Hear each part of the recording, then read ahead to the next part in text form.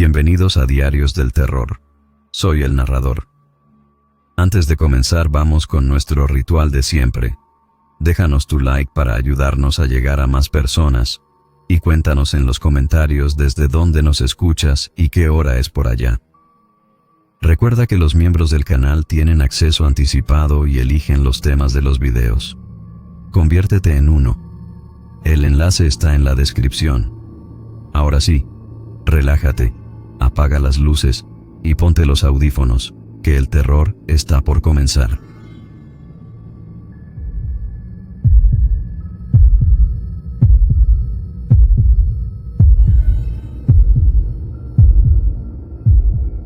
No sé si alguien llegará a escuchar esto alguna vez, o si mi voz simplemente se perderá en el océano digital, como tantas otras cosas que he subido a la red.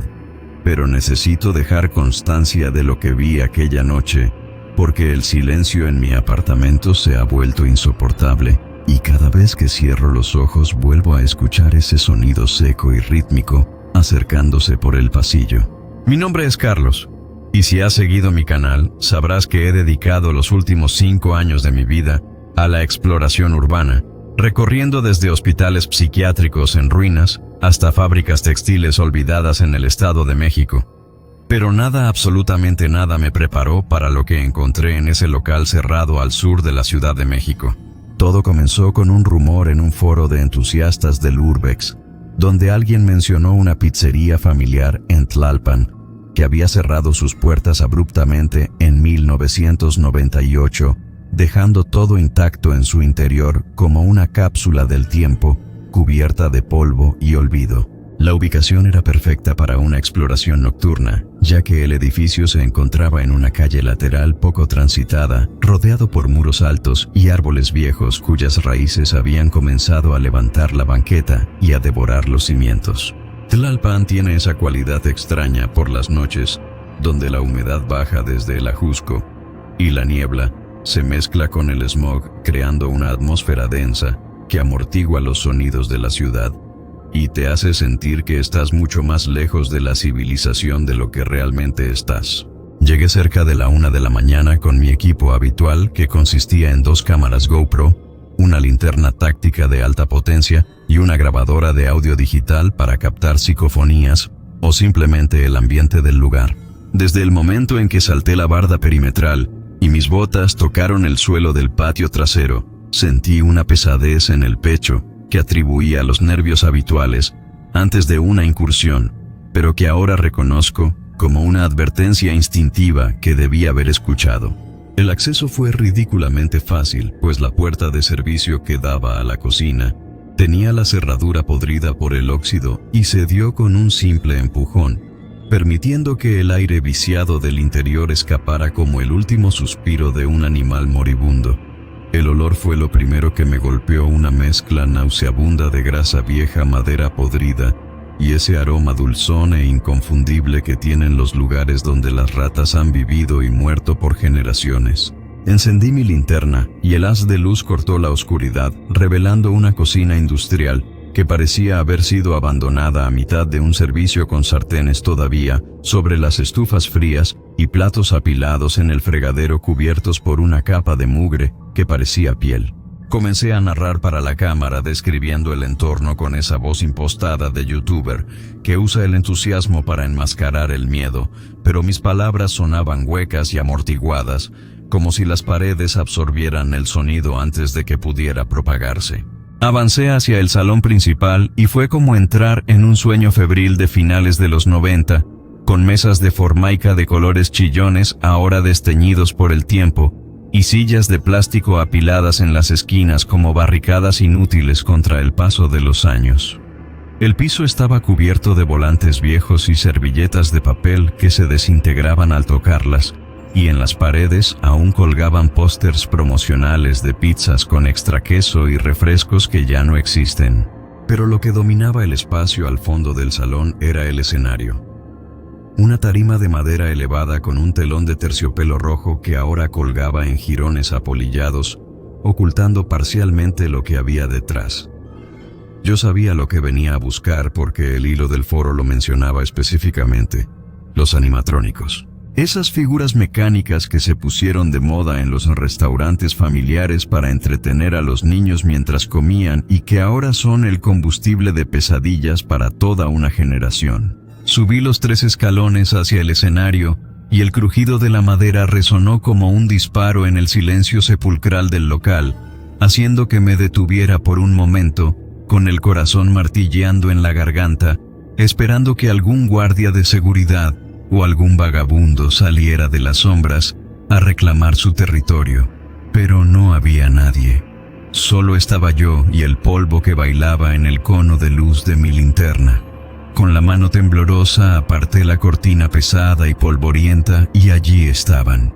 Eran 3 figuras, pero 2 de ellas estaban destrozadas y reconocibles, como montones de piel sintética y metal oxidado, que alguna vez fueron quizás un perro y un gato antropomórficos. Sin embargo, la figura central estaba intacta, demasiado intacta. Era el mariachi Huesos. Un esqueleto vestido con un traje de charro negro con botonadura de plata falsa que brillaba opacamente bajo la luz de mi linterna, y un sombrero amplio que sombreaba su rostro cadavérico. Sostenía una guitarra acústica en sus manos huesudas, y su mandíbula estaba desencajada en una sonrisa eterna y macabra que parecía seguirme mientras me movía por el escenario. Había algo profundamente perturbador en sus proporciones porque, a diferencia de otros animatrónicos que suelen ser caricaturescos y exagerados, este tenía una anatomía inquietantemente precisa. Me acerqué para hacer un primer plano con la cámara comentando sobre la calidad del detalle y lo bien conservado que estaba a pesar de las décadas de abandono. Fue entonces cuando noté el primer detalle que hizo que se me erizaran los vellos de la nuca. La ropa del mariachi no estaba simplemente sucia de polvo, sino que tenía manchas oscuras y profundas en las mangas, y el pecho manchas que se parecían demasiado a sangre vieja y seca. Me dije a mí mismo que probablemente era pintura o aceite del mecanismo hidráulico que se había filtrado con los años, pero la curiosidad mórbida me impulsó a investigar más de cerca. Puse la cámara en modo macro y acerqué la lente a la mano del animatrónico, la que descansaba sobre el mástil de la guitarra. La piel sintética que recubría los dedos estaba rasgada en varios puntos, revelando lo que debería haber sido una estructura de metal y cables.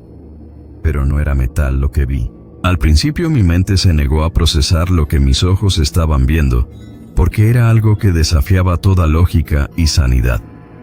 A través de la rasgadura en el dedo índice del mariachi, se veía una superficie blanca y porosa amarillenta por el tiempo, con esa textura inconfundible del hueso calcificado.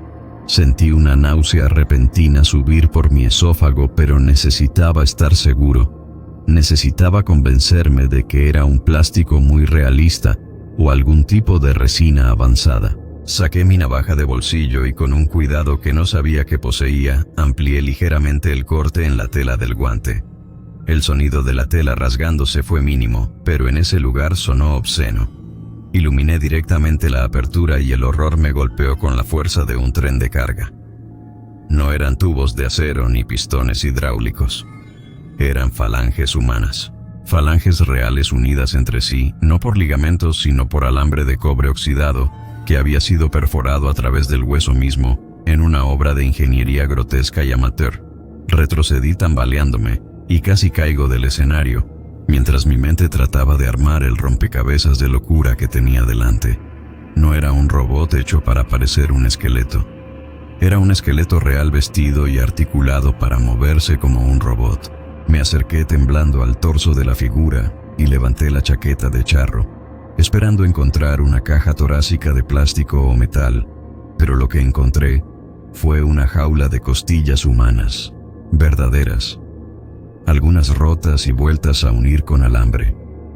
Y en el centro, donde debería estar el motor, había un espacio vacío, oscuro y cavernoso, donde alguna vez latió un corazón. La atmósfera del lugar cambió en ese instante. El aire se volvió gélido y pesado, como si la temperatura hubiera descendido 10 grados en cuestión de segundos. Mi respiración se convirtió en vapor blanco frente a la luz de la linterna, y una sensación de opresión física Me envolvió como si docenas de ojos invisibles me observaran desde la oscuridad del salón de comensales. Decidí que ya tenía suficiente material, que no valía la pena seguir allí ni un minuto más. Guardé la navaja y me giré para bajar del escenario cuando escuché el sonido. Fue una nota. Una sola nota grave y discordante proveniente de una guitarra acústica. Me congelé en el sitio con la sangre helada en las venas. Lentamente, muy lentamente, giré la cabeza hacia el mariachi Huesos. Estaba exactamente en la misma posición, inmóvil y sonriente, con la guitarra en sus manos muertas. Me dije que había sido mi imaginación, o tal vez una rata corriendo sobre las cuerdas, o quizás la madera vieja del instrumento reaccionando al cambio de temperatura. Tenía que ser eso. No había electricidad en el edificio, y esos mecanismos, incluso si tuvieran motores funcionales, necesitarían una fuente de energía externa para moverse. No había forma física posible de que esa cosa hubiera tocado la guitarra. Bajé del escenario tratando de mantener la calma, pero mis pasos eran apresurados y torpes. Caminé de espaldas sin quitar la luz del escenario, retrocediendo hacia la cocina por donde había entrado. Y entonces sucedió de nuevo. Un rasgueo. Esta vez fue inconfundible, un acorde completo mal tocado y desafinado que resonó en el silencio del restaurante con una claridad aterradora. La luz de mi linterna parpadeó. Una vez. 2 veces. Y se apagó. La oscuridad fue absoluta y total. Una negrura densa que parecía meterse por mi nariz y mi boca, asfixiándome. Intenté golpear la linterna contra mi mano rezando para que fuera un fallo de contacto, pero no respondió. En ese momento de pánico ciego escuché el sonido que me perseguirá hasta la tumba. No fue la guitarra esta vez. Fue madera contra madera. El crujido rítmico y seco de algo moviéndose sobre la tarima del escenario. Clac, clac, clac. Sonaba como botas duras golpeando el suelo, pero con una rigidez antinatural. No era el paso de una persona. Era el sonido de huesos y madera chocando con fuerza. El sonido de un zapateado lento y burlón que comenzaba a acelerar. Clac, clac, clac, clac, clac, clac. Encendí la pantalla de mi cámara para usarla como única fuente de luz, y el brillo tenue iluminó apenas unos metros delante de mí. El escenario estaba vacío. El mariachi Huesos no estaba en su silla. El terror puro y primitivo se apoderó de mí, anulando cualquier pensamiento racional. Corrí hacia la cocina, tropezando con las mesas y sillas, derribándolas en mi huida desesperada. El ruido de mi carrera era estruendoso, pero no lograba opacar el sonido que venía detrás de mí. El zapateado había bajado del escenario y ahora resonaba en el piso de losetas del salón, acercándose con una velocidad imposible. Clac, clac, clac, clac, clac. Era el ritmo de una fiesta macabra, un baile folclórico, ejecutado por algo que no tenía músculos ni tendones, solo la voluntad maligna de moverse. Llegué a la puerta de la cocina y me lancé hacia adentro, cerrando la puerta de vaivén detrás de mí y trabándola con una silla que encontré a tientas. Me agazapé detrás de una de las mesas de preparación de acero inoxidable, temblando violentamente, tratando de silenciar mi respiración entrecortada. Del otro lado de la puerta el zapateado se detuvo de golpe. Hubo un silencio largo y agonizante. Podía escuchar el zumbido de mi propia sangre en mis oídos y el latido desbocado de mi corazón que parecía querer romperme las costillas.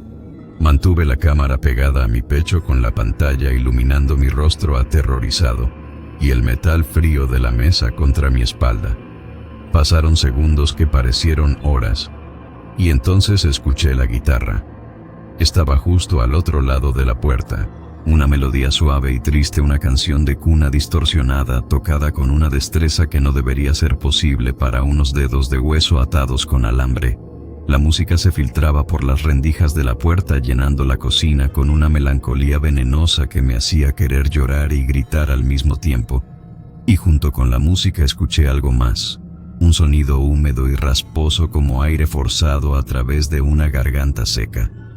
Una voz, o lo que quedaba de una voz. No decía palabras, solo emitía un gemido bajo y constante, un lamento que vibraba en las paredes y en el suelo. Era el sonido de algo que había estado atrapado en la oscuridad durante mucho tiempo, algo que sufría y que quería compartir su dolor. La perilla de la puerta de la cocina comenzó a girar lentamente, rechinando por la falta de aceite.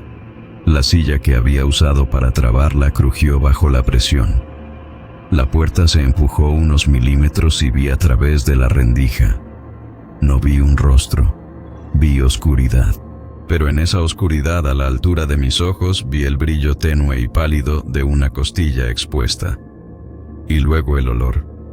El olor a podredumbre se intensificó hasta volverse insoportable, haciéndome arquear con arcadas secas.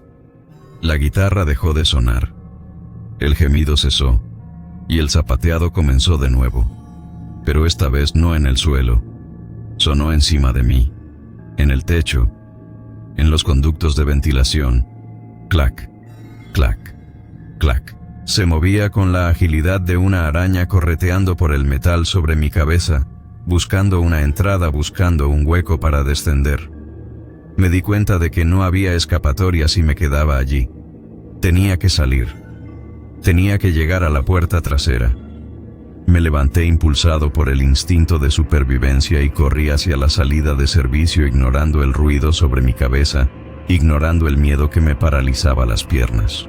Empujé la puerta oxidada con todo mi peso y salí disparado hacia la noche fresca de Tlalpan. No paré de correr. Salté la barda perimetral desgarrándome la ropa y las manos en el proceso, y seguí corriendo hasta llegar a mi coche que había dejado aparcado 3 calles más abajo. Mis manos temblaban tanto que se me cayeron las llaves 2 veces antes de poder abrir la puerta. Arranqué el motor y salí de allí quemando llantas sin atreverme a mirar por el espejo retrovisor, temiendo ver una silueta con sombrero de charro, parada en medio de la calle, bajo la luz amarillenta de las farolas. Conduje hasta mi apartamento con las luces interiores encendidas, mirando compulsivamente hacia el asiento trasero. Cuando llegué subí corriendo, cerré todas las cerraduras y me encerré en el baño con la luz encendida hasta que salió el sol. Durante días traté de convencerme de que había sido una alucinación producto de los gases tóxicos del lugar o del estrés o de mi propia mente sugestionada. Traté de racionalizarlo todo. Los huesos podían ser de utilería médica muy realista. Los sonidos podían ser el asentamiento del edificio. Pero luego revisé la grabación. La cámara que llevaba en el pecho había estado grabando todo el tiempo, incluso cuando la pantalla era mi única luz. En el video se ve mi carrera frenética, se escucha mi respiración y los ruidos del lugar. Pero hay algo más. En el momento en que me escondo en la cocina, justo antes de que la música comience, la cámara apunta por un segundo hacia una superficie de metal pulido de un refrigerador industrial. Es apenas un reflejo borroso y oscuro, pero se ve detrás de mí, no caminando, no corriendo. Se ve al mariachi Huesos flotando a unos centímetros del suelo, con los pies colgando inertes, mientras avanza hacia mí, impulsado por una fuerza invisible. Y su cabeza de calavera está girada completamente hacia atrás, mirando directamente a la lente de la cámara con esa sonrisa eterna. Y en el audio, justo por debajo de mi respiración y del zapateado en el techo, se escucha un susurro claro y gutural que no noté en ese momento, pero que ahora escucho cada vez que me pongo los auriculares. Dice mi nombre. Dice, Carlos. No he vuelto a Tlalpan. No he vuelto a salir de noche. He borrado el canal de YouTube y he vendido todo mi equipo. Pero el sonido no se va. A veces cuando estoy en la cama a punto de dormir, escucho ese clac, clac, clac suave proveniente de la sala o de la cocina. Sé que es imposible. Sé que vivo en un 5º piso con seguridad. Pero el sonido es real. Y ayer encontré algo en la puerta de mi apartamento. No había nadie en el pasillo, pero en el suelo justo frente a mi felpudo había algo pequeño y blanco. Era una falange. Un hueso de dedo humano viejo y amarillento envuelto en un trozo de alambre oxidado. Él sabe dónde estoy. El show no ha terminado. y tengo miedo de que yo sea el próximo integrante de su banda. Si encuentran esta grabación, no busquen la pizzería, no busquen al mariachi. Dejen que Tlalpan guarde sus secretos. Porque hay cosas que una vez que se despiertan nunca vuelven a dormir, y hay músicas que una vez que las escuchas nunca dejan de sonar en tu cabeza hasta que tus propios huesos se convierten en el instrumento.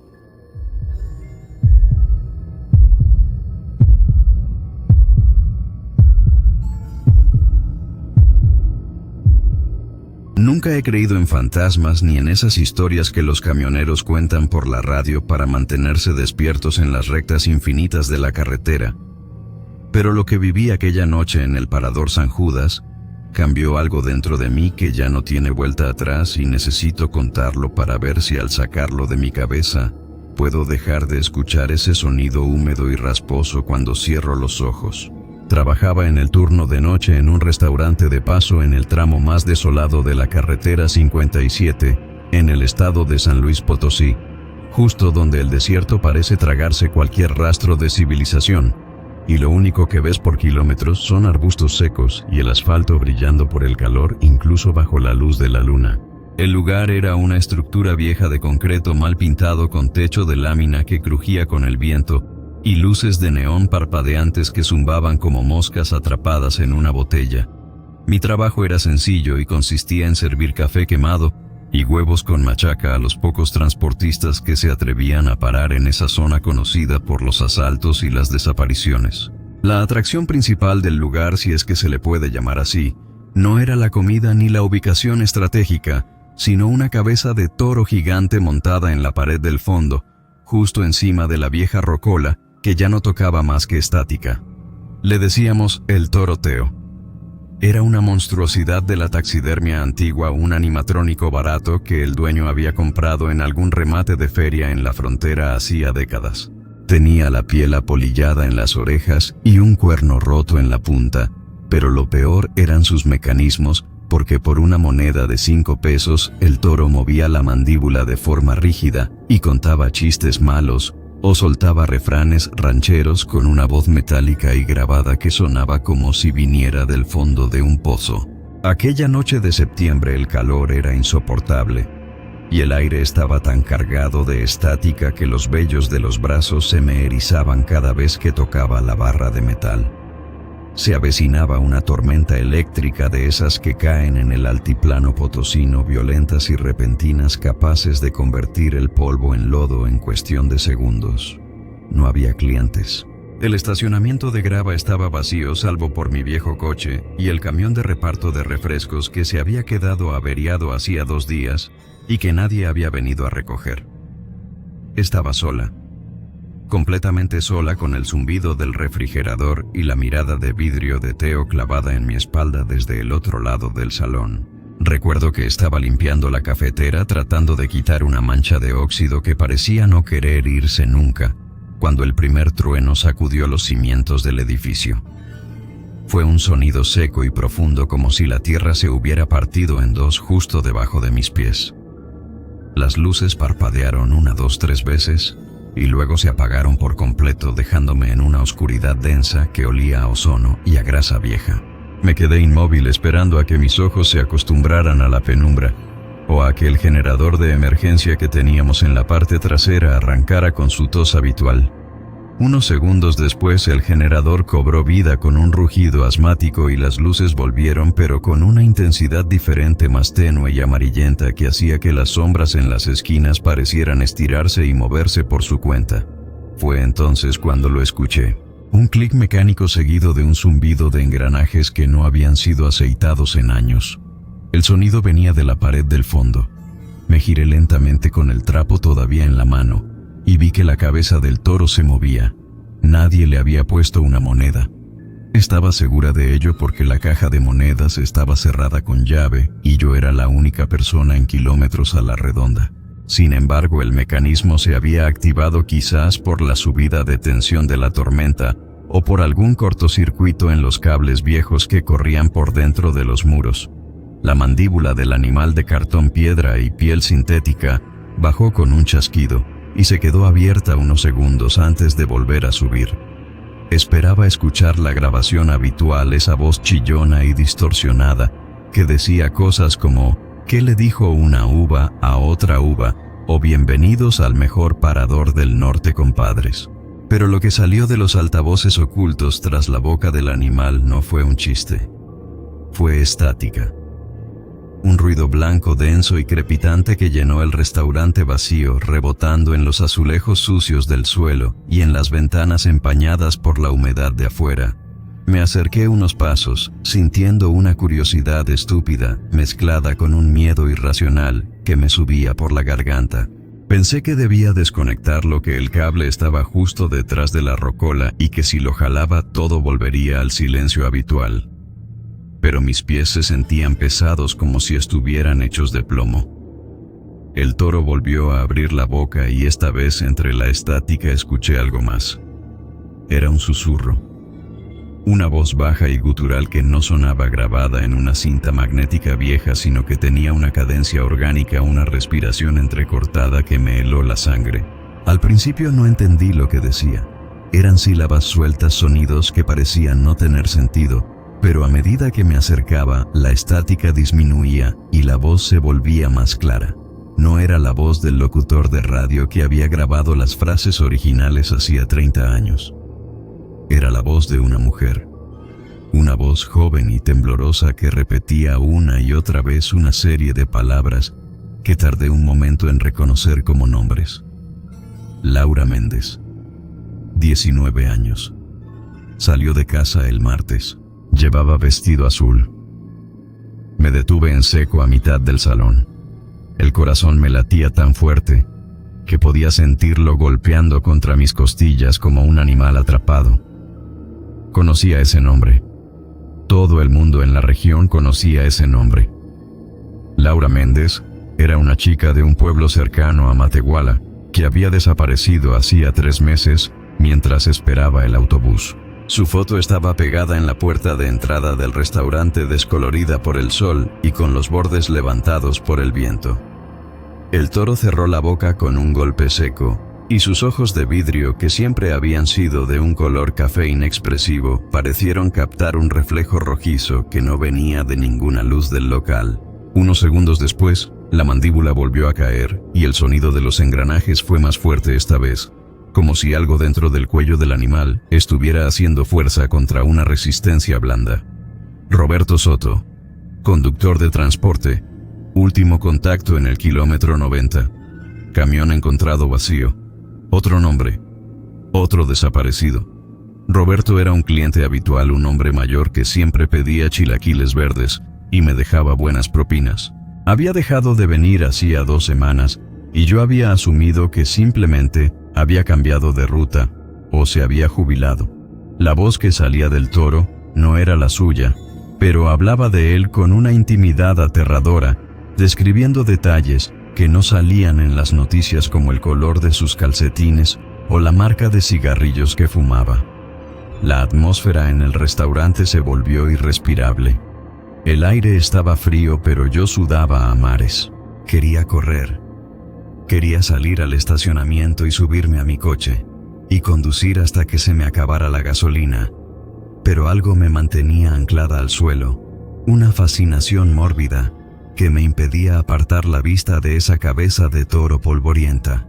La tormenta afuera arreciaba y la lluvia golpeaba el techo de lámina con una furia ensordecedora, pero la voz del toro cortaba a través del ruido como un cuchillo afilado.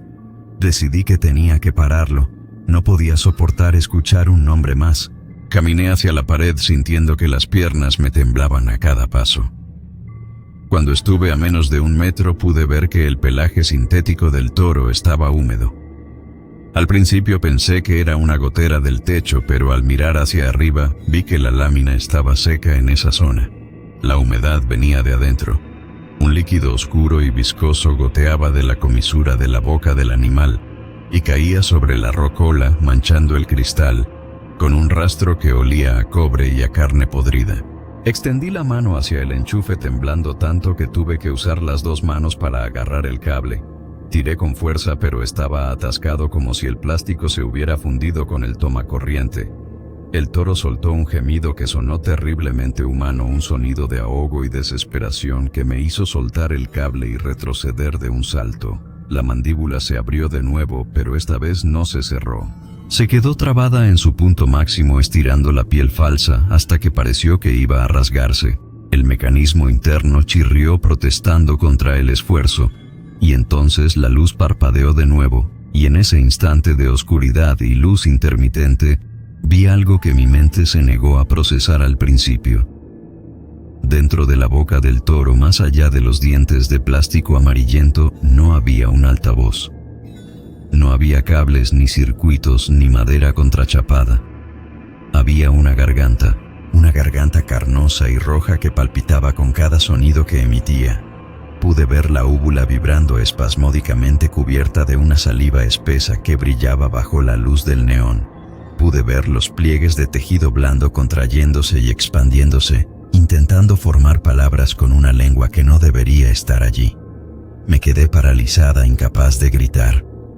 La cosa dentro del toro intentó hablar de nuevo, pero solo consiguió emitir un gorgoteo húmedo y pastoso. Los ojos de vidrio del animal, que ahora brillaban con una intensidad febril, parecieron girar en sus cuencas y fijarse directamente en mí. Ya no eran ojos pintados. Tenían venas. Tenían pupilas que se dilataban y contraían reaccionando a la luz. Eran ojos humanos inyectados en sangre y llenos de un dolor infinito, atrapados en esa carcasa de pesadilla. «Sara», dijo la voz, y esta vez sonó tan clara como si alguien me susurrara al oído. No era la voz de la chica desaparecida ni la voz de un extraño. Era mi nombre, pronunciado con una familiaridad que me revolvió el estómago. La garganta dentro del toro se convulsionó y una bocanada de aire fétido me golpeó en la cara, un olor a tumba abierta y a flores marchitas. «Sara, ven». Di un paso atrás, tropezando con una silla y cayendo al suelo. El golpe me sacó del trance. Me levanté como pude, raspándome las manos contra el suelo sucio, y corrí. Corrí hacia la puerta de entrada sin mirar atrás, sintiendo que la mirada de esos ojos rojos me quemaba la nuca. Empujé la puerta de cristal con tanta fuerza que casi la rompo y salí a la lluvia torrencial. El agua fría me empapó al instante, pero no me importó. Corrí hacia mi coche, resbalando en el lodo, buscando las llaves en mi bolsillo con dedos torpes y desesperados. Cuando por fin logré abrir la puerta y meterme dentro, cerré los seguros y arranqué el motor con el corazón en la garganta. Las luces del restaurante parpadearon una última vez, y a través de la ventana mojada, me pareció ver una silueta oscura parada justo detrás del cristal, mirando hacia afuera. No era el toro. Era algo más alto, algo que tenía la forma de un hombre, pero que se movía con la rigidez de una máquina. Aceleré y salí al asfalto, derrapando, dejando atrás el parador San Judas y perdiéndome en la oscuridad de la carretera 57. No paré hasta llegar a la ciudad de San Luis Potosí, casi 2 horas después, con el tanque de gasolina en reserva y las manos agarrotadas sobre el volante. Nunca volví. Renuncié por teléfono al día siguiente sin dar explicaciones y me mudé a otro estado, lejos del desierto y de las carreteras solitarias. Pero a veces, en las noches de tormenta, cuando la luz se va en mi apartamento y el silencio se vuelve pesado, no puedo evitar escuchar ese zumbido eléctrico. Y si presto suficiente atención entre el ruido de la lluvia, puedo oír una voz que susurra nombres. Nombres de gente que nadie busca. Nombres de gente olvidada. Y al final siempre susurra el mío, invitándome a volver a ese lugar donde el desierto guarda sus secretos en el vientre de una bestia de cartón y piel. He tratado de convencerme de que fue una alucinación producto del cansancio y del miedo. He tratado de decirme que el aislamiento del desierto juega malas pasadas a la mente, que las sombras y los ruidos se distorsionan cuando uno está solo demasiado tiempo. Pero hay un detalle que no puedo sacar de mi cabeza, un detalle que me despierta sudando en medio de la noche y me hace revisar las cerraduras de mi casa una y otra vez. Esa noche, antes de salir corriendo, cuando la mandíbula del toro se abrió hasta casi desencajarse y la luz del neón iluminó el interior de su garganta, vi algo más aparte de la carne viva y palpitante.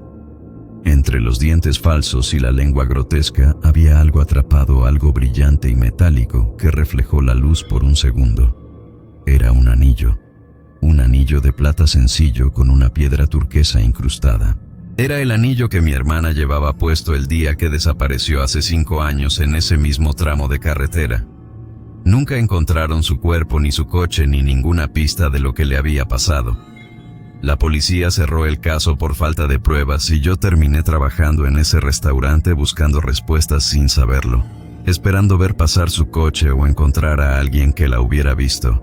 Y la encontré, o al menos encontré lo que quedaba de ella. Porque esa voz, la voz que me llamó por mi nombre, al final no era una imitación ni un truco del viento. Ahora sé dónde están todos. No se fueron al norte, no se perdieron en el desierto. Están ahí atrapados en las paredes, en los objetos, en la carretera misma. Y el toroteo no es solo una máquina vieja, es un guardián, un relicario de voces perdidas que gritan para ser escuchadas cuando la tormenta es lo suficientemente fuerte como para romper el velo entre este mundo y el lugar donde ellos están. No conduzcan de noche por la carretera 57. Y si ven un parador con luces parpadeantes y una cabeza de toro en la pared, no se detengan. No escuchen, porque una vez que él sabe tu nombre, nunca deja de llamarte.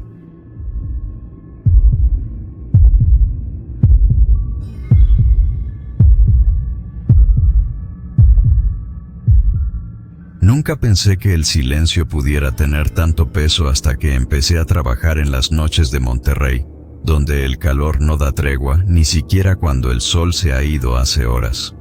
El aire se queda estancado entre las naves industriales y el asfalto, y uno siente que respira plomo derretido.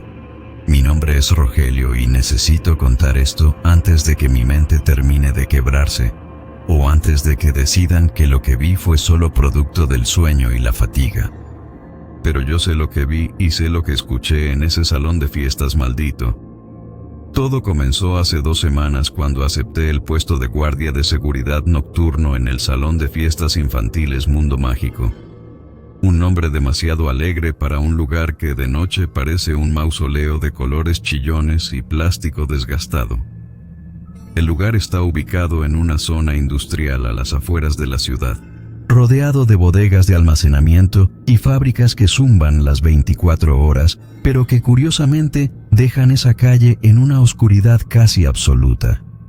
La paga era mala, pero yo no estaba en posición de exigir nada mejor. Tenía deudas y una necesidad urgente de desaparecer del mapa por un tiempo, así que encerrarme en un salón de fiestas vacío durante 8 horas me pareció una idea aceptable. La primera semana fue aburrida. Una tortura de tedio, donde mi única compañía era el zumbido del refrigerador de la cocineta y el crujir de las estructuras metálicas, enfriándose tras el calor del día. El salón es enorme. Un galerón de techo alto con vigas de acero expuestas donde cuelgan lámparas que parpadean demasiado y proyectan sombras que parecen moverse por el rabillo del ojo. El piso está cubierto de esas alfombras de colores primarios que huelen a humedad y a desinfectante barato. Un olor que se te mete en la nariz y que incluso ahora siento impregnado en mi ropa. Hay un área de juegos modulares. Esos laberintos de tubos y redes que se alzan como una ciudad en miniatura. Una alberca de pelotas que de noche parece un pantano de plástico inmóvil y oscuro. Y al fondo, siempre vigilando desde las alturas, estaba la atracción principal, la oruga Risitas, así le llamaban. Era un tren eléctrico montado en un riel que recorría todo el perímetro del techo del salón, diseñado para que los niños dieran vueltas sobre las cabezas de sus padres mientras saludaban con las manos llenas de pastel. Pero de noche, sin las luces de colores y sin la música estridente, la oruga Risitas era una abominación. La locomotora tenía la forma de una cabeza de oruga gigante, hecha de fibra de vidrio con una sonrisa congelada, que mostraba demasiados dientes para ser un insecto amigable. Sus ojos eran 2 esferas de vidrio abultadas que parecían seguirte sin importar en qué parte del salón estuvieras pararte. El cuerpo del tren consistía en varios vagones redondos pintados de verde y amarillo, cada uno con su propio techo de lona que se agitaba levemente con las corrientes de aire del aire acondicionado. Durante los primeros días mi trabajo consistía simplemente en dar rondas cada hora, verificar que las puertas de emergencia estuvieran cerradas y que no hubiera fugas de agua en los baños. El resto del tiempo me la pasaba en la pequeña oficina de seguridad monitoreando las cámaras. Había 8 cámaras distribuidas por el local. Una apuntaba a la entrada, 2 al área de mesas, una a la cocina, 2 a los laberintos de juegos y una cámara especial, la cámara 7, que estaba montada en una viga alta y tenía una vista panorámica de los rieles del techo, justo donde la oruga Risitas descansaba inerte durante la noche. Recuerdo perfectamente la noche en que todo cambió. Era martes y el calor era sofocante. El sistema de aire acondicionado central había fallado durante la tarde y el interior del salón estaba a casi 35 grados. Me sentía pegajoso y miserable, luchando contra el sueño con una taza de café tibio que sabía a tierra. Eran las 2:45 de la madrugada. Lo sé porque miré el reloj digital de la pared justo antes de escuchar el primer sonido. Fue un golpe metálico, seco y resonante, como si alguien hubiera dejado caer una llave inglesa sobre una lámina de acero. El sonido vino de arriba, del techo. Me levanté de la silla giratoria que rechinó en protesta y me acerqué a los monitores. Mis ojos barrieron las pantallas buscando cualquier señal de intrusos. Nada en la entrada, nada en la cocina, nada en los juegos. Entonces miré la cámara 7. La oruga Risitas estaba en su lugar de siempre, estacionada en la esquina noreste del salón, inmóvil. Sin embargo, había algo diferente. La luz de la cámara, que opera en modo infrarrojo y muestra todo en tonos de gris y blanco fantasmal, revelaba una ligera vibración en la estructura del tren. Era sutil, casi imperceptible, pero la cabeza de la oruga parecía estar temblando, como si un motor interno estuviera luchando por arrancar. Pensé que quizás era una falla eléctrica. Los dueños eran tacaños y el mantenimiento del lugar dejaba mucho que desear. Así que asumí que algún cortocircuito estaba enviando energía al motor del tren. Tomé mi linterna y salí de la oficina. El haz de luz cortó la oscuridad del pasillo y iluminó las mesas vacías con sus manteles de plástico brillante. El silencio era absoluto de nuevo, pero era un silencio denso, cargado de estática. Caminé hacia el centro del salón y apunté la linterna hacia arriba, hacia los rieles. Allí estaba, la oruga Risitas. Su cara sonriente me miraba desde las alturas. La pintura descarapelada en su mejilla izquierda le daba un aspecto leproso bajo la luz blanca de mi linterna. Todo parecía normal, estático. Me quedé allí parado unos minutos, sintiendo como el sudor me bajaba por la espalda, esperando escuchar algo, cualquier cosa. Pero nada ocurrió.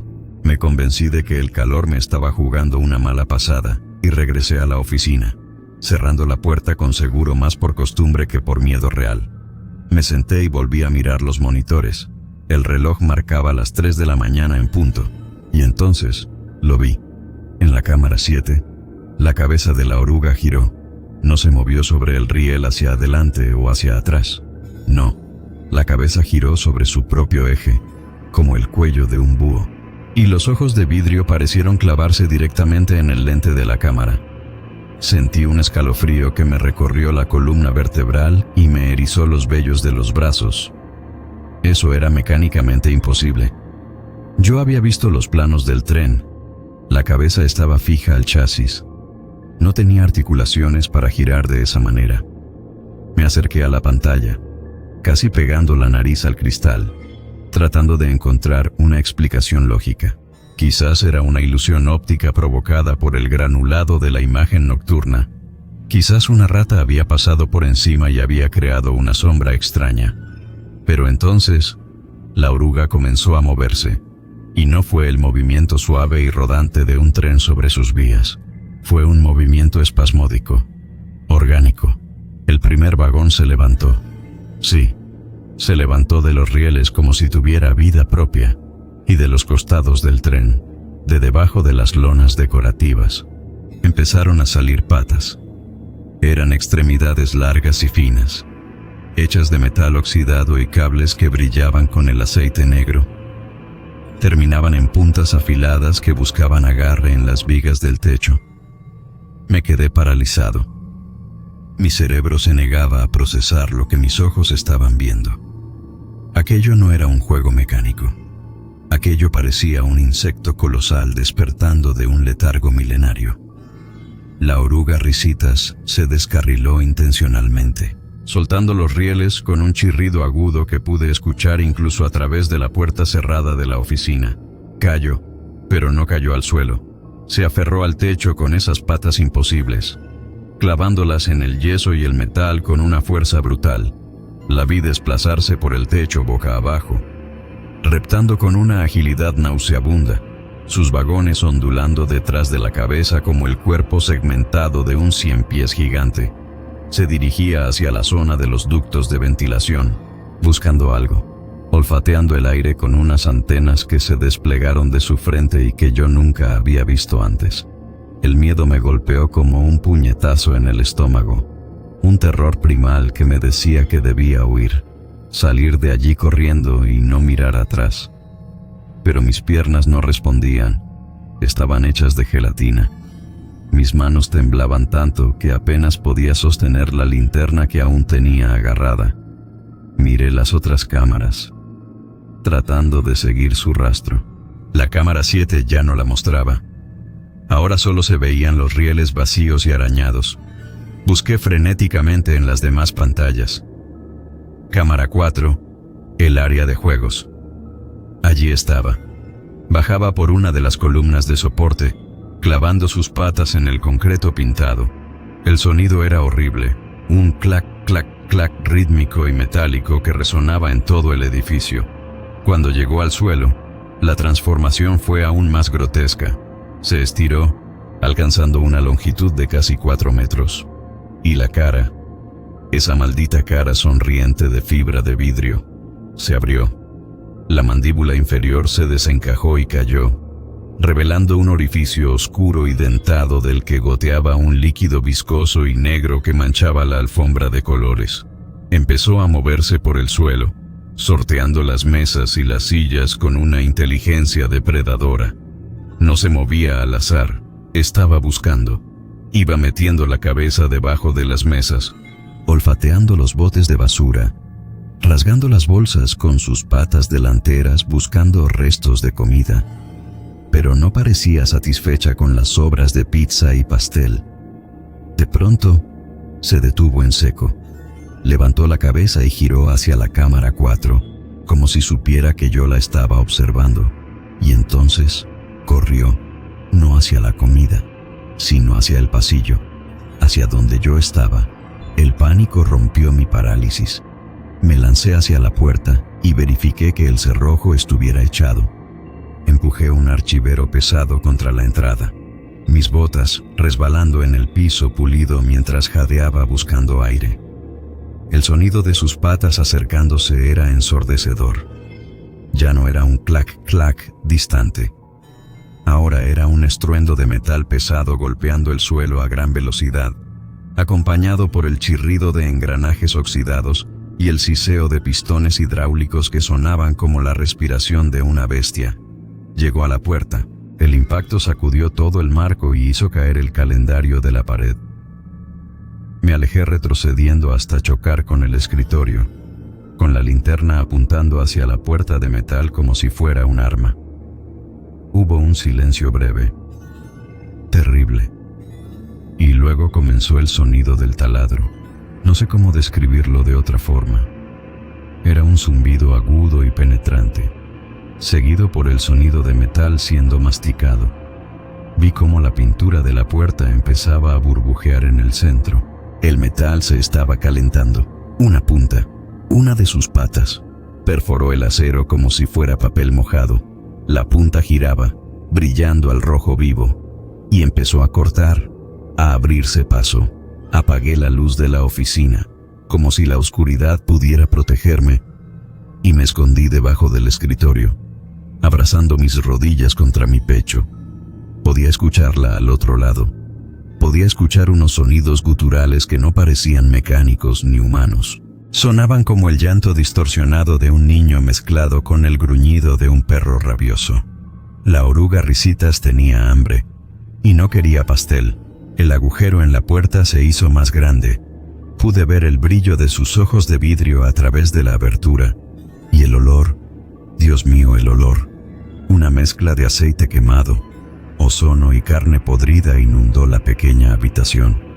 Intentó meter una de sus patas por el agujero, tanteando a ciegas. La garra metálica rasgó el aire a centímetros de donde yo estaba, cortando la tela de mi pantalón, pero sin llegar a tocar mi piel. Me tapé la boca con ambas manos para ahogar un grito. Las lágrimas me corrían por la cara mezclándose con el sudor. Estuve allí, acurrucado en la oscuridad, escuchando cómo esa cosa intentaba derribar la puerta, golpeando, arañando, chillando. El tiempo perdió todo sentido. Cada minuto parecía una hora. Cada golpe en la puerta era una sentencia de muerte que se posponía milagrosamente. Pensé en mi familia, en mi vida desperdiciada, en todas las decisiones que me habían llevado a terminar como comida para una atracción de feria poseída en una zona industrial olvidada de Monterrey. Y entonces, tan repentinamente como había empezado, se detuvo. El reloj de mi muñeca marcaba las 5:30 de la mañana. Los ruidos cesaron. Escuché el sonido de metal arrastrándose, alejándose lentamente por el pasillo. El clac, clac, clac se hizo cada vez más débil hasta desaparecer por completo. Me quedé inmóvil durante lo que parecieron horas, temiendo que fuera una trampa, que la oruga estuviera esperando justo al otro lado en silencio. No salí hasta que vi la luz del sol filtrándose por debajo de la puerta. Cuando finalmente tuve el valor de mover el archivero y abrir, el pasillo estaba destrozado. La alfombra estaba desgarrada. Había marcas profundas en las paredes de yeso y un rastro de aceite negro y viscoso que llevaba directamente de vuelta al salón principal. Seguí el rastro con las piernas temblorosas, con el corazón latiéndome en la garganta. El rastro terminaba en la pared, subía verticalmente hasta el techo y llegaba a los rieles. Miré hacia arriba. La oruga Risitas estaba allí, en su lugar de siempre, inmóvil, pero ya no era la misma. Estaba sucia, cubierta de polvo y grasa. La sonrisa de su cara parecía más amplia, más siniestra, y entre los dientes de fibra de vidrio, juraría que vi trozos de algo que parecía ropa o piel. Renuncié esa misma mañana. Le dije al gerente que había encontrado otro trabajo y salí de allí sin cobrar mi semana. No le dije nada sobre la puerta destrozada ni sobre los daños en el salón. Que él invente su propia explicación. He pasado las últimas 2 semanas durmiendo con la luz encendida, saltando con cada pequeño ruido que hace mi casa por la noche. He intentado convencerme de que fue una alucinación, un brote psicótico causado por el estrés y el calor, pero entonces miro la herida en mi pierna, el rasguño fino y recto donde la garra rompió mi pantalón, y sé que es real. Ayer pasé cerca de la zona industrial. No pude evitarlo. Necesitaba ver si el lugar seguía abierto. Y sí, ahí estaba, con las luces encendidas y la música sonando. Vi a una familia entrar. Llevaban a un niño pequeño vestido de superhéroe, y a través de los cristales de la entrada, alcancé a ver el techo. La oruga Risitas estaba dando vueltas, llevando a los niños en su espalda, rodando suavemente por los rieles. Pero lo que me hiela la sangre, lo que no me deja dormir y me hace escribir esto como una advertencia desesperada, es que vi un letrero en la ventana. un letrero de cartulina fluorescente escrito con marcador negro que decía: Monse solicita guardia de seguridad nocturno. Contratación inmediata. Alguien más va a estar ahí esta noche. Alguien más va a estar sentado en esa oficina cuando el reloj marque las 3. Y solo espero, ruego a cualquier Dios que escuche, que esa puerta de metal resista una noche más. Porque la oruga risita sigue hambrienta, y ahora sabe dónde se esconde la carne suave dentro de la cáscara dura de la oficina. No vayan a Mundo Mágico. No dejen que sus hijos suban a ese tren. Y por lo que más quieran, nunca se queden solos en la oscuridad cuando escuchen el sonido de metal arañando metal. Porque a veces, las cosas que fabricamos para divertirnos se cansan de fingir que no tienen vida y empiezan a tener hambre.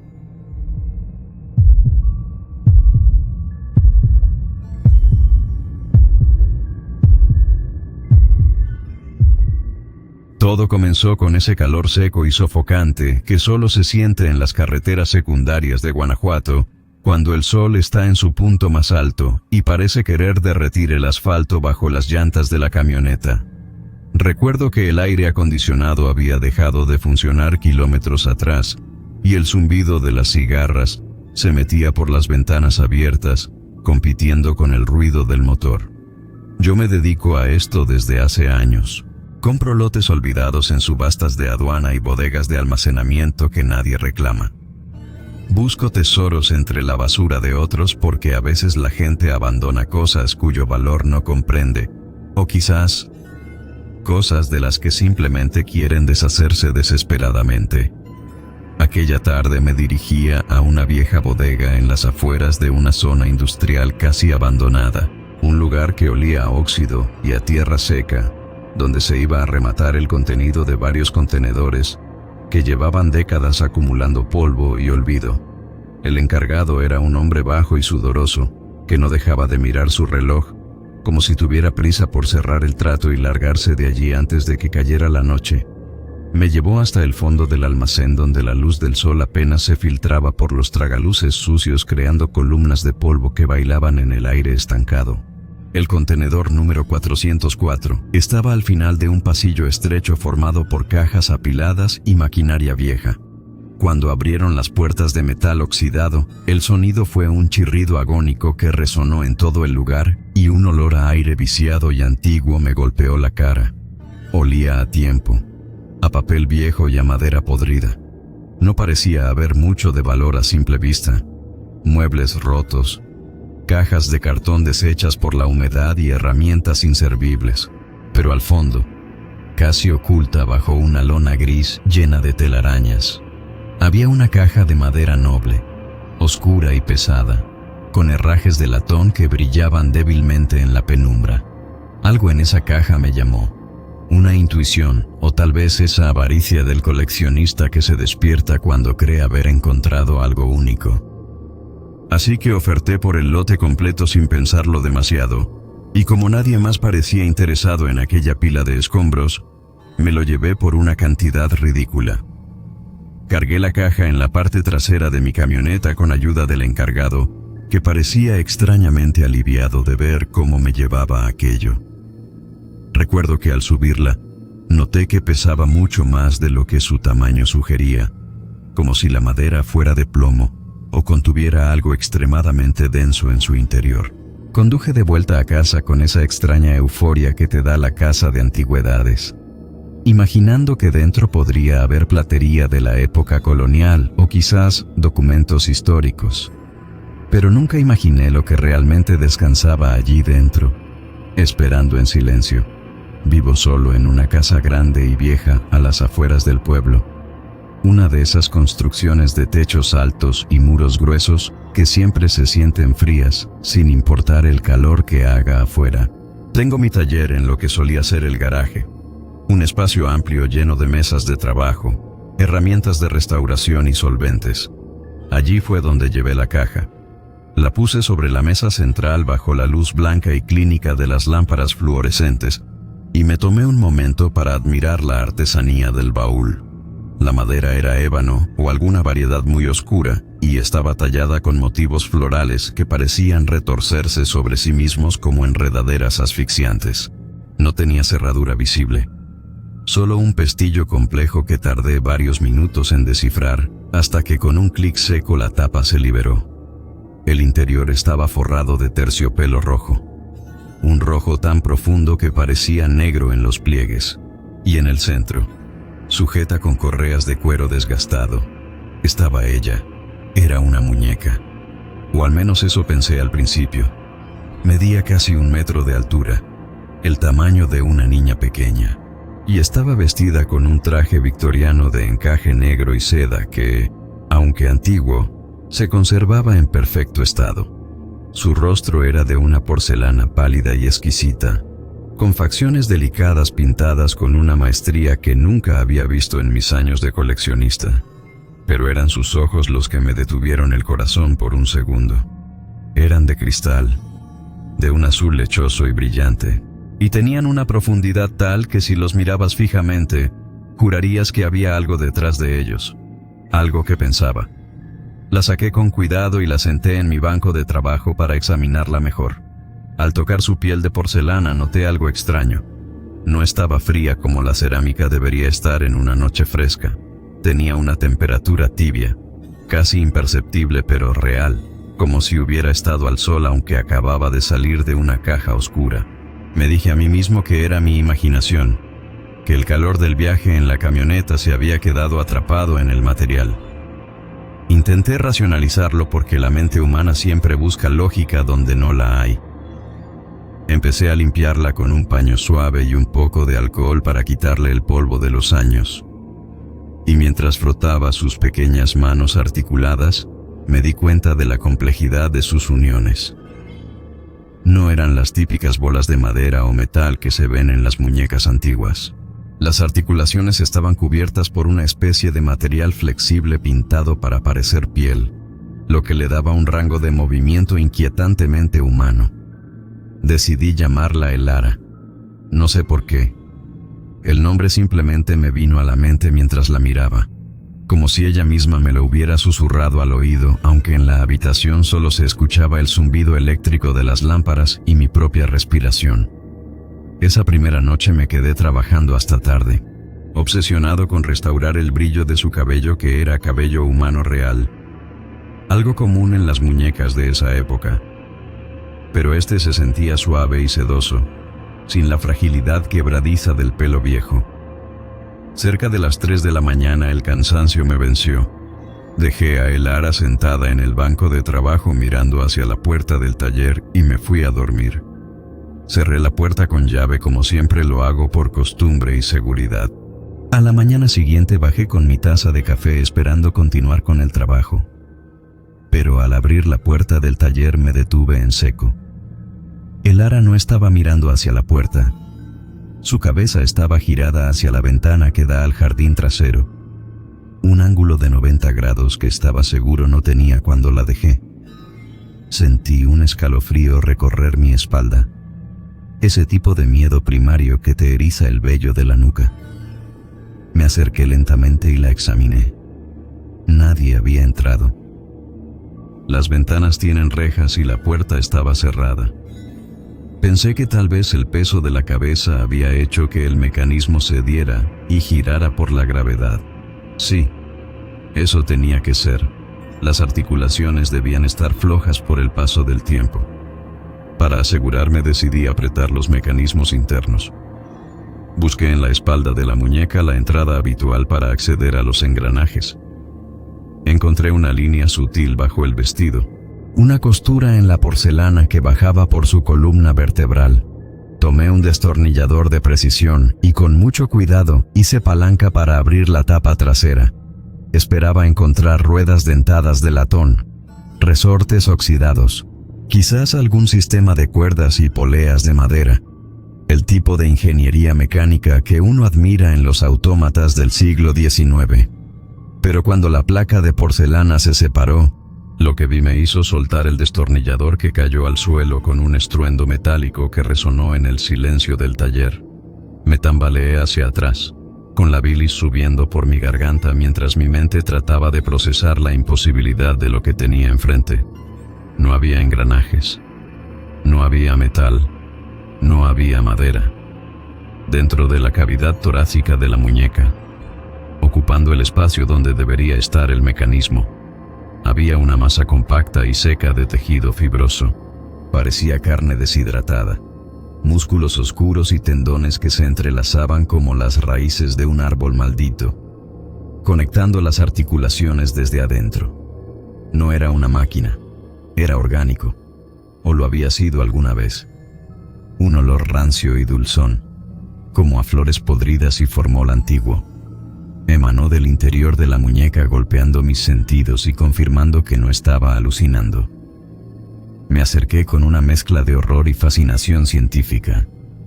Tomé una linterna y alumbré el interior, y vi que lo que parecían tendones estaban tensos, como cuerdas de violín listas para vibrar, y en el centro de esa masa de carne seca, algo pulsaba, muy lentamente. Un movimiento casi imperceptible que movía el polvo que flotaba en el aire. Cerré la tapa de golpe. Mis manos temblaban tanto que casi rompo la porcelana. Retrocedí hasta chocar con la pared opuesta sin dejar de mirarla. Ella seguía allí, sentada, impasible, con esa expresión angelical que ahora me parecía una máscara de burla demoníaca. Mi primer instinto fue quemarla, sacarla al patio, rociarla con gasolina y prenderle fuego hasta que no quedara más que ceniza y fragmentos de cerámica. Pero no pude hacerlo. Algo me lo impedía, una parálisis mental, una voz en mi cabeza que decía que era un hallazgo único, que destruir algo así sería un crimen contra la historia, contra la ciencia.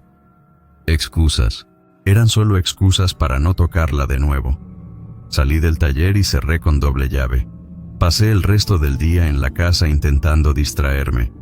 Puse música fuerte, encendí la televisión, pero el silencio del taller parecía filtrarse por debajo de las puertas, subiendo por las escaleras, llenando cada rincón de la casa con una presencia pesada y acusadora. Cada vez que pasaba cerca de la puerta del garaje, podía jurar que escuchaba sonidos, roces suaves, como de tela arrastrándose sobre madera, y a veces, solo a veces, un sonido seco y rítmico, tac, tac, tac, como uñas de porcelana golpeando una superficie dura. Llegó la noche y con ella una tormenta eléctrica típica de la temporada. Los truenos hacían vibrar los cristales de las ventanas y la lluvia caía con fuerza sobre el techo. El ambiente perfecto para perder la cordura. Pensé con ironía mientras me servía un vaso de whisky para intentar calmar mis nervios. Me fui a la cama con la puerta de mi habitación cerrada, algo que nunca hacía, y dejé la luz del pasillo encendida. Me costó horas conciliar el sueño. Cada vez que cerraba los ojos veía esa masa de carne seca dentro de la carcasa inmaculada. Imaginaba cómo esos tendones se estiraban y contraían para mover los brazos de cerámica. Cómo esa anatomía imposible desafiaba todo lo que yo conocía sobre el mundo. Finalmente el alcohol y el cansancio hicieron su trabajo, y caí en un sueño inquieto y turbio. Soñé que estaba en la bodega de nuevo, pero esta vez todas las cajas estaban abiertas, y de todas ellas salían manos pálidas que intentaban agarrarme. Me desperté de golpe, bañado en sudor frío, con el corazón latiendo desbocado en mi pecho. La tormenta había pasado y la casa estaba sumida en ese silencio absoluto que precede al amanecer. Miré el reloj digital en mi mesita de noche, las 3:33 de la mañana. Entonces lo escuché. No fue un producto de mi imaginación, ni un resto de la pesadilla. Fue un sonido real, físico, tangible. Era el sonido de la puerta del taller abriéndose, el chirrido de las bisagras que yo conocía tan bien porque llevaba meses prometiéndome aceitarlas. Resonó claramente en la planta baja. Me quedé paralizado en la cama, con las sábanas apretadas en mis puños hasta que mis nudillos se pusieron blancos. Agucé el oído, esperando escuchar pasos de botas, el ruido de un ladrón, alguien humano. Pero lo que escuché fue mucho peor. Eran pasos, sí, pero no de una persona. Eran pasos ligeros, rápidos y duros. Clic, clac, clic, clac. Sonaban como pequeños martillos golpeando el piso de madera del pasillo. Se detuvieron al pie de la escalera.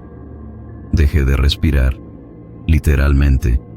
Sentía que si exhalaba el aire de mis pulmones el sonido me delataría. Clic, clac, clic. Estaba subiendo. Subía un escalón. Pausa. El sonido de algo arrastrándose, como seda pesada rozando la madera. Y luego el siguiente paso. Clic, clac. Era un ritmo lento, laborioso, pero constante. Yo sabía lo que era.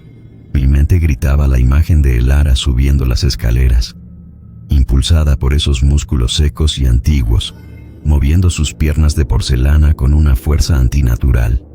No tenía armas en la habitación, solo mi teléfono celular que descansaba inútil en la mesita. Pensé en saltar por la ventana, pero mi habitación está en un segundo piso y la caída podría romperme las piernas dejándome a merced de esa cosa. Así que hice lo único que un cobarde puede hacer en esa situación. Me quedé inmóvil, fingiendo estar dormido, rezando a un Dios en el que no había pensado en años para que aquello pasara de largo. Los pasos llegaron al final de la escalera y se detuvieron en el pasillo, justo afuera de mi puerta. Vi la sombra de dos pequeños pies proyectarse por la rendija inferior gracias a la luz que había dejado encendida en el pasillo. La luz parpadeó una vez, 2 veces, y se apagó. Oscuridad total. Escuché el pomo de mi puerta girar, muy despacio, el metal rechinando contra el metal. Yo había cerrado la puerta. Estaba seguro de que la había cerrado, pero entonces recordé que la cerradura de mi habitación es vieja y a veces no engancha bien si no la empujas con fuerza.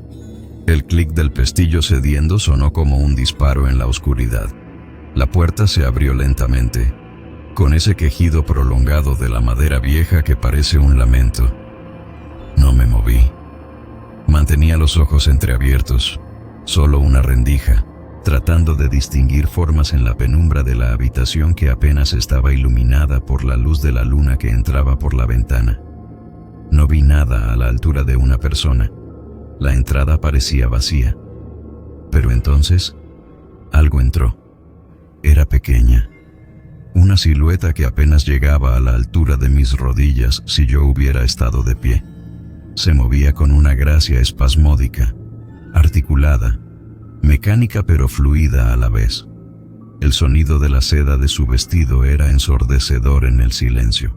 Ush, sh, sh. Se acercó a la cama. Podía olerla ahora, ese olor a formol y carne vieja que había sentido en el taller, pero ahora era más intenso, más penetrante, mezclado con el aroma del polvo de siglos. Sentí un peso hundirse en el colchón a mis pies. El colchón se deprimió lentamente, como si alguien se sentara con mucho cuidado para no despertarme. Mi corazón golpeaba contra mis costillas tan fuerte que temí que ella pudiera escucharlo. Sentí como gateaba sobre las sábanas, subiendo, acercándose a mi cara. Sus rodillas de porcelana dura se clavaban en mis piernas a través de la cobija, una presión dolorosa y fría. Se detuvo cuando llegó a mi pecho. La tenía justo encima de mí. Podía sentir su peso muerto presionando mis pulmones. Abrí los ojos por completo. Ya no podía fingir más. El terror era demasiado grande para contenerlo. La luz de la luna le daba de lleno en la cara. Estaba sonriendo, pero no era la sonrisa pintada y estática que yo había visto antes. La porcelana alrededor de su boca parecía haberse estirado, agrietado, para formar una mueca de satisfacción grotesca. Y sus ojos, esos ojos de cristal azul, ahora eran negros.